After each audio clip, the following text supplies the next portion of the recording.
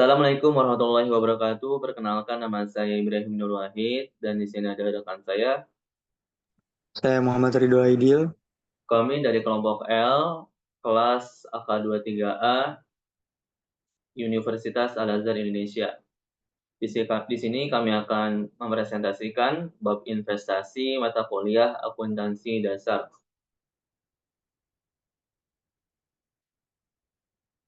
Mengapa perusahaan berinvestasi? Jadi alasan perusahaan berinvestasi itu ada 3. Yang pertama, untuk menempatkan kelebihan kas hingga suatu saat dibutuhkan. Yang kedua, untuk menghasilkan pendapatan. Dan yang ketiga, untuk mencapai tujuan strategis.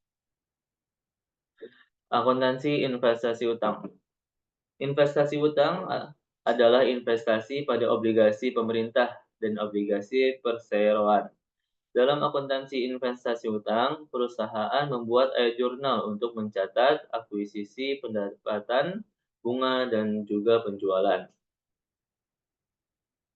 Mencatat akuisisi obligasi. Saat akuisisi, investasi dicatat sebesar biaya perolehan.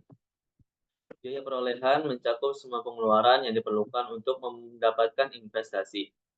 Jadi jurnalnya untuk mencatat investasi itu investasi obligasi di debit dan kas di kredit untuk mencatat pembelian obligasi. Mencatat bunga obligasi. Jurnal untuk penerimaan bunga, kas itu di debit dan juga pendapatan bunga di kredit untuk mencatat penerimaan bunga dari obligasi.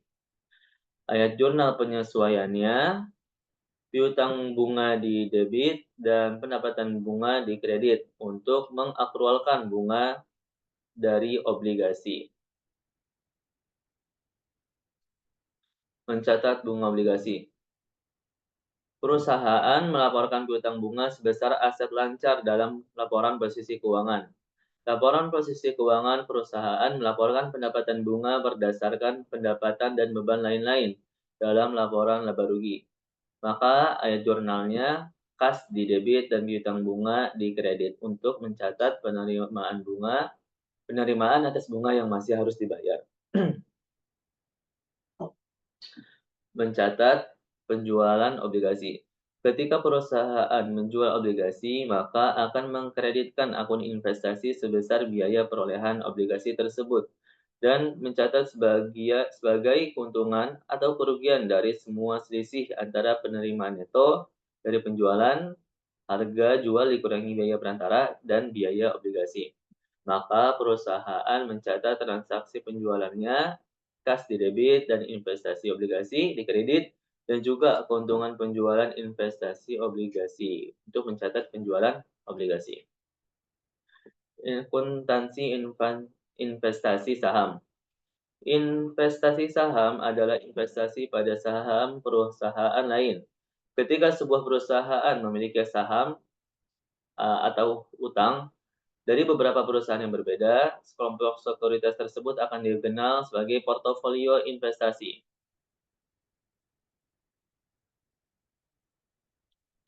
Pedoman akuntansi investasi saham. Jadi kalau kepemilikan hak suara investor dalam saham biasa itu kurang dari 20%, maka pengaruhnya tidak signifikan dan pedoman akuntansinya metode biaya. Sedangkan kalau misalnya antara 20% sampai 50%, maka pengaruhnya lumayan signifikan. Dan pedoman akuntansinya pakai metode ekuitas. Sedangkan misalnya lebih dari 50% kepemilikan hak suaranya, maka perkiraan pengaruhnya pada investasi itu jadi pengendali. Dan pedoman akuntansinya laporan keuangan konsolidasian. Kepemilikan kurang dari 20%. Mencatat akuisisi investasi saham. Pada tanggal 1 Juli 2014, Lee Corporation mengakuisisi 1.000 lembar saham. Itu 10% kepemilikan Bill Corporation. Lee membayar 405 per saham. Maka jurnalnya adalah investasi saham 405.000 dan kas 405.000. Ini untuk mencatat pembelian 1.000 lembar saham biasa Bill Corporation. Dari mana dapat 405.000? Ini dari 100 dikali 1.000 dikali 405. Mencatat dividen. Lee menerima dividen sebesar 20 per saham pada tanggal 31 Desember. Maka jurnalnya adalah kas di debit 20.000 dan pendapatan dividen di kredit 20.000. Ini didapat dari 1.000 dikali 20. Kepemilikan, ini mencatat penjualan. Asumsi bahwa Lee menerima hasil neto sebesar 305.000 atau atas atas penjualan saham Bill pada tanggal 10 Februari 2015. Karena biaya saham diakui sebesar 405.000, maka Lee mengalami kerugian sebesar 10.000. Maka jurnalnya adalah kas di debit 365.000 dan kerugian penjualan investasi saham juga di debit 10.000. Sedangkan investasi saham di kredit sebesar 405.000 untuk mencatat penjualan saham Bill.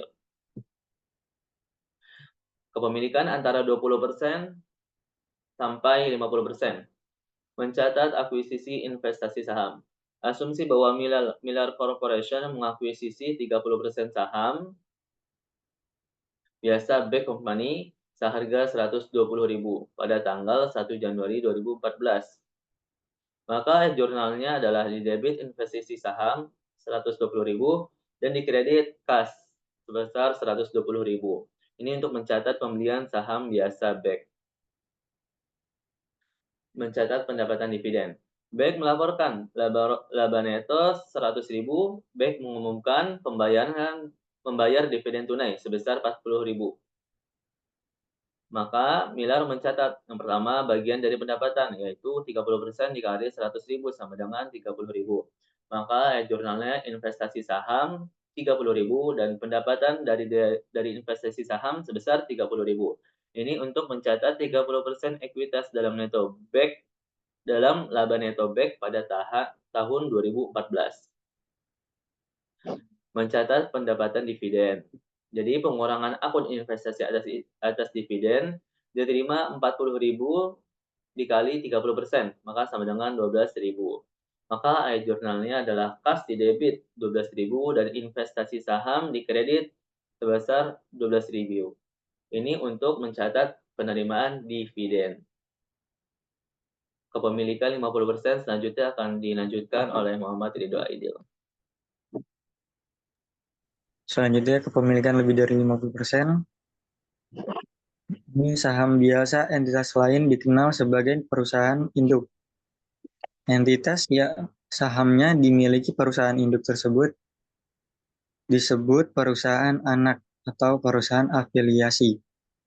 Perusahaan induk memiliki hak suara pengendali pada perusahaan anak. Next.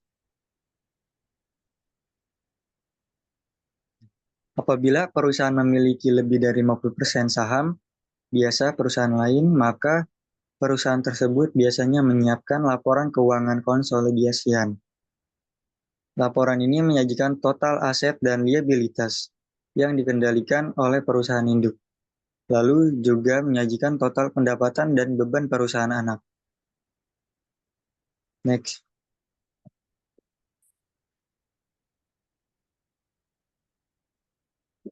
Selanjutnya menilai dan melaporkan investasi. Nilai investasi utang dan saham dapat berfluktuasi secara signifikan ketika sedang dimiliki.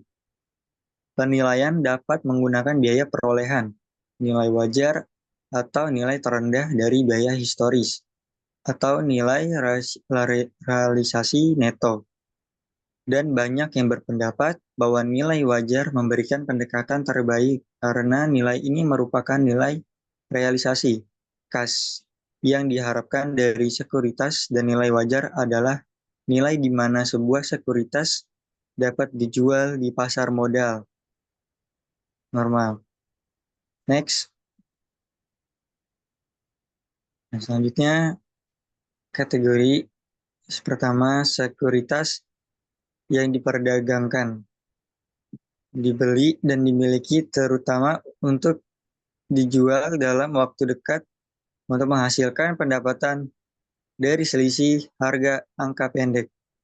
Yang kedua, sekuritas dimiliki hingga jatuh tempo adalah sekuritas utang yang dimiliki oleh investor dan memiliki karakteristik untuk dimiliki hingga jatuh tempo. Sekuritas yang diperdagangkan. Perusahaan memiliki sekuritas yang diperdagangkan dengan tujuan untuk menjualnya dalam jangka waktu singkat atau umumnya kurang sebulan. Perusahaan menyesuaikan harga sekuritas yang diperdagangkan menjadi nilai wajar pada akhir setiap periode dan melaporkan perubahan dari biaya perolehan sebagai bagian dari laba neto. Perubahan tersebut dilaporkan sebagai keuntungan atau kerugian dalam yang belum terrealisasi karena sekuritasnya belum terjual. Keuntungan atau kerugian yang belum terrealisasi tersebut adalah selisih antara jumlah biaya perolehan sekuritas yang diperdagangkan dan total nilai wajarnya. Next, ini adalah contohnya atau gambarannya. Itu diperdagangkan dan tidak diperdagangkan serta dimiliki hingga jatuh tempo. Next, ini juga ada cara penghitungannya. Sekuritas yang diperdagangkan pada tanggal 31 Desember 2014. Di sini ada investasi, biaya perolehan dan nilai wajar, serta keuntungan yang belum terrealisasi atau rugi. Next,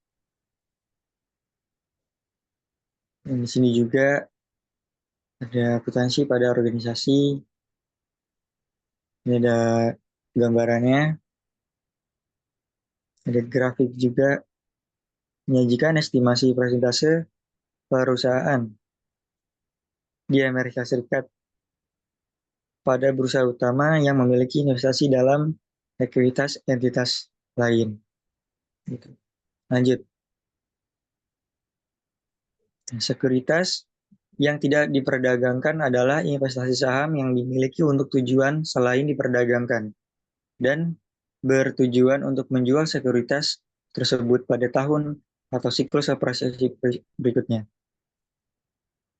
Investor mengklasifikasikannya sebagai aset lancar dalam laporan posisi keuangan. Investor mengklasifikasi sebagai aset tidak lancar pada bagian investasi dari laporan posisi keuangan. Next, penyajian dalam laporan posisi keuangan. Perusahaan mengklasifikasi investasi baik jangka pendek maupun jangka panjang. Investasi jangka pendek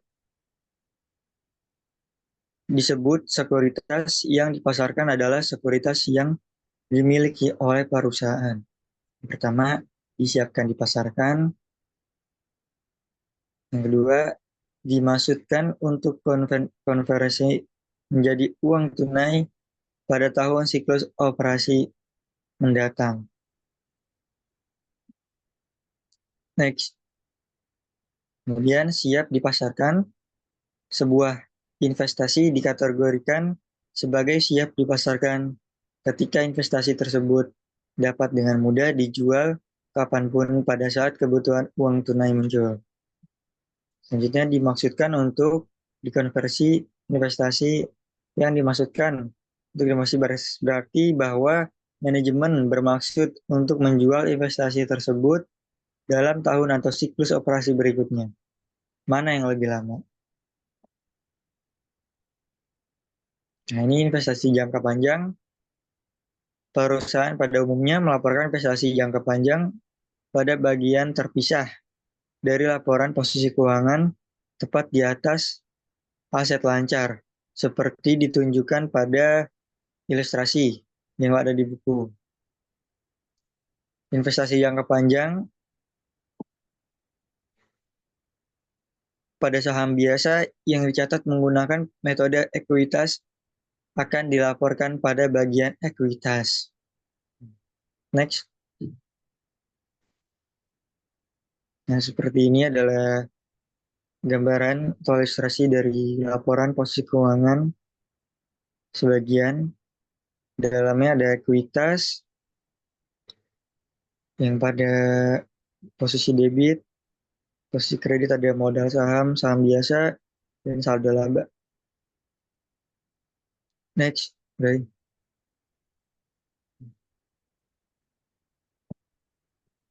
Oke, bila ada pertanyaan mungkin bisa di komentar atau ditanyakan saja. Ya, Ibrahim. Oke, terima kasih untuk telah menonton video kami sampai selesai. Mohon maaf kalau ada salah. Sekian. Wassalamualaikum warahmatullahi wabarakatuh.